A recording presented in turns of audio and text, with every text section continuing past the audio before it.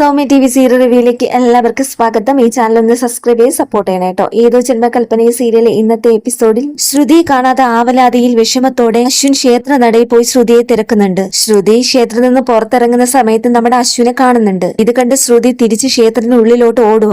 എങ്ങനെയെങ്കിലും അശ്വിന്റെ കണ്ണിൽ പെടാതെ അവിടെ നിന്നും രക്ഷപ്പെടണം എന്ന് മാത്രമേ ശ്രുതിക്ക് ഉണ്ടായിരുന്നുള്ളൂ. പക്ഷേ അശ്വിനാണെങ്കിൽ ശ്രുതിയെ ഒന്ന് കണ്ടാൽ മതി എന്ന് പ്രാർത്ഥനയിൽ എല്ലാവരും തിരയുന്നുണ്ട്. അശ്വിൻ തന്നെ നോക്കി ഇങ്ങനെ നടക്കുന്നത് ശ്രുതി അവിടെ നിന്ന് നോക്കി നിൽക്കുന്നുണ്ട്. പ്രീതിയും ആകാശും അച്ഛന്റെ അനുഗ്രഹമൊക്കെ മേടിച്ച് വീട്ടിലേക്ക് പോകാൻ ഒരുങ്ങുക. ആകാശ് അച്ഛനോടും അമ്മയോടും പറയുന്നുണ്ട്, നിങ്ങൾ ശ്രുതിയുടെ കാര്യം ആലോചിച്ച് വിഷമിക്കേണ്ട, എന്റെ വീട്ടിലെ എല്ലാവരും അംഗീകരിക്കും ശ്രുതിയെ, ഇത് ഞാൻ തരുന്ന വാക്കാ. ഇതൊക്കെ കേൾക്കുമ്പോൾ വീട്ടുകാർക്ക് ആശ്വാസമാവുന്നുണ്ട്. ശ്രുതി അവിടെ നിന്ന് പ്രാർത്ഥിച്ചുകൊണ്ട് നിൽക്കുന്ന സമയത്ത് അശ്വിൻ ശ്രുതിയെ കാണുക. പെട്ടെന്ന് അശ്വിൻ ശ്രുതിയുടെ അടുത്ത് പോവുക. അശ്വിൻ ചോദിക്കുന്നുണ്ട്, ശ്രുതി നീ എന്താ ഇവിടെ? ശ്രുതിയുടെ കയ്യിൽ പിടിച്ച് വലിച്ചിട്ട് ചോദിക്കുന്നുണ്ട്, നീ എന്താ ഇവിടെ നിൽക്കുന്നേ? ചോദിച്ചത് കേട്ടില്ലേ? ശ്രുതി പറയുന്നുണ്ട്, അമ്പലത്തിൽ വരുന്നത് എന്തിനാന്ന് അറിയില്ലേ? അശ്വിൻ പറയുന്നുണ്ട്, വന്ന് വണ്ടി കയറ്. ശ്രുതി പറയുന്നുണ്ട്, ഞാൻ വരുന്നില്ല. അശ്വിൻ പറയുന്നുണ്ട്, നീ എന്റെ കൂടെ വന്നേ പറ്റൂ. ഇത് കേട്ട് ക്ഷേത്രത്തിൽ വന്ന ഒരാൾ ചോദിക്കുന്നുണ്ട്, എന്തിനാ ഈ കുട്ടിയെ ശല്യം ചെയ്യുന്നേ? അശ്വിൻ പറയുന്നുണ്ട്, ഇത് ഞങ്ങളുടെ പേഴ്സണൽ ഇഷ്യൂവാ. അശ്വിൻ ശ്രുതിയോട് പറയുന്നു, ശ്രുതി ഞാൻ നിന്നോട് പറഞ്ഞ് വരുന്നില്ലേ? ശ്രുതി പറയുന്നുണ്ട്, നിങ്ങൾ നിർബന്ധിക്കണ്ട, ഞാൻ വരില്ല, നിങ്ങളോടൊപ്പം വരാൻ എനിക്ക് ഇഷ്ടമല്ല. ശ്രുതി നീ വാ, ഈ ഡ്രാമ നിർത്തിയിട്ട് എന്റെ കൂടെ വാ. ശ്രുതി ചോദിക്കുന്നുണ്ട്, വന്നില്ലെങ്കിൽ നിങ്ങൾ എന്ത് ചെയ്യും? ബലം പിടിച്ച് എന്നെ എടുത്തോണ്ട് പോകും. അശ്വിൻ പറയുന്നുണ്ട്, വേണ്ടി വന്ന അതും ചെയ്യും, കാണണോ?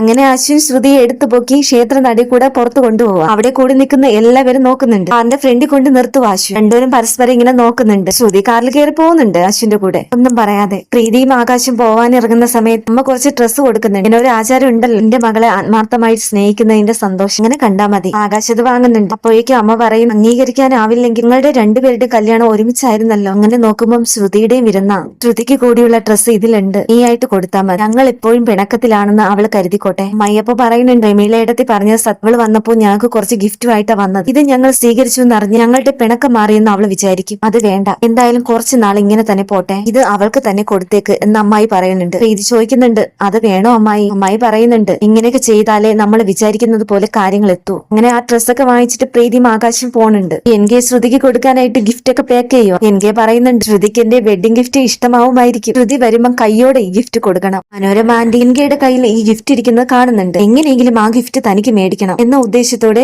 എൻകെയുടെ അടുത്തേക്ക് പോവുക. നോക്കുന്ന സമയത്ത് മേക്കപ്പ് ബോക്സ്. എന്നാലും നീ ഇത്ര പെട്ടെന്ന് എനിക്കൊരു മേക്കപ്പ് സെറ്റ് ഓർഡർ ചെയ്യുമെന്ന് ഞാൻ പ്രതീക്ഷിച്ചതേ ഇല്ല. അടുത്ത മാസം എന്റെ ബർത്ത്ഡേക്ക് നീ ഇപ്പോഴും ഗിഫ്റ്റ് ഓർഡർ ചെയ്തോ എന്നൊക്കെ ചോദിക്കുന്നുണ്ട്. എനിക്ക് പറയുന്നുണ്ട്, ശ്രുതി എന്ന് പറയുക. മനോരമ ചോദിക്കുന്നുണ്ട്, ഓ ശ്രുതിയാണോ നിന്നോട് പറഞ്ഞത് അടുത്ത മാസം എന്റെ ബർത്ത്ഡേ ആണെന്ന്? അപ്പോഴേക്കും ആകാശിന്റെ അച്ഛൻ അവിടെ വരും. മനോരമ പറയുന്നുണ്ട്, എനിക്ക് എന്നെ ശരിക്കും ഞെട്ടിച്ചു വേണം, അടുത്ത മാസം എന്റെ ബർത്ത്ഡേക്ക് ഇപ്പോഴേ ഇവ എനിക്ക് ഗിഫ്റ്റ് തന്നു. അപ്പോഴേക്കും ആകാശിന്റെ അച്ഛൻ ചോദിക്കുന്നത്, എന്റെ ബർത്ത്ഡേ കഴിഞ്ഞ ആഴ്ച കഴിഞ്ഞതല്ലേ ഉള്ളൂ. ഇത് കേട്ട് എനിക്ക് ഇങ്ങനെ ശ്രദ്ധിച്ചു നോക്കുന്നുണ്ട് മനോരമ. ഇങ്ങനെ എന്തൊക്കെ തരികിട പറഞ്ഞിട്ട് മനോരമന്റെ ആ ഗിഫ്റ്റും കൊണ്ട് അകത്ത് പോവുക. പാവം എനിക്ക് ഒന്നും പറയാത്ത അവസ്ഥയിൽ അങ്ങനെ ഇരിക്കുക. ആകാശിന്റെ അച്ഛനോട് എനിക്ക് പറയുന്നുണ്ട്, ഞാൻ ശ്രുതിക്ക് വെഡിങ് ഗിഫ്റ്റ് ആയിട്ട് വാങ്ങിച്ചതായത്. എനിക്ക് ആകെ വിഷമിച്ചിരിക്കുന്നു. ഞാൻ ശ്രുതിയോട് എന്താ പറയാ? ദേഷ്യത്തിൽ എഴുന്നേറ്റ് പോവാ എനിക്ക് അവിടെ നിന്ന്. കാറിൽ ഇരുന്നോണ്ട് ശ്രുതി അശ്വിനോട് പറയുന്നുണ്ട്, കാറ് നിർത്താനാ പറഞ്ഞു നിങ്ങളോട്, അല്ലെങ്കിൽ ഞാൻ ഇപ്പൊ ഇറങ്ങി പോവേ. അശ്വിൻ ഇത് കേട്ട് ഒന്നും മിണ്ടുന്നില്ല. ശ്രുതി ചോദിക്കുന്നുണ്ട്, നിങ്ങൾക്ക് എന്താ പറഞ്ഞാ മനസ്സിലാവാത്തെ? അശ്വിൻ പറയുന്നുണ്ട്, വീടെത്തുന്നവരെ നിന്റെ നാവിൽ നിന്ന് ഒരക്ഷരം മിണ്ടി പോവരുത്, കേട്ടല്ലോ? ശ്രുതിക്ക് ആകെ ദേഷ്യം വന്നിട്ടിരിക്കുക. ശ്രുതി ചോദിക്കുന്നുണ്ട്, മിണ്ടിയാലോ? അശ്വിൻ ദേഷ്യത്തിൽ ശ്രുതിയുടെ അടുത്തോട്ട് പോവുക. ശ്രുതി ആകെ പേടിച്ചിരിപ്പുണ്ട്. അങ്ങനെ വീടെത്തി അശ്വിൻ ശ്രുതിയെ നോക്കുന്നുണ്ട്. ശ്രുതിയാണെങ്കിൽ ഒരു മൈൻഡും ഇല്ലാതെ അങ്ങ് ഇരിക്കുക. അശ്വിൻ ഇറങ്ങിയിട്ട് ഇങ്ങനെ ശ്രുതിയെ നോക്കുന്നുണ്ട്. അങ്ങനെ പതിയെ ശ്രുതിയും കാറിൽ നിന്ന് ഇറങ്ങി അശ്വിന്റെ അടുത്തേക്ക് പോവുക. രണ്ടുപേരും പരസ്പരം കണ്ടും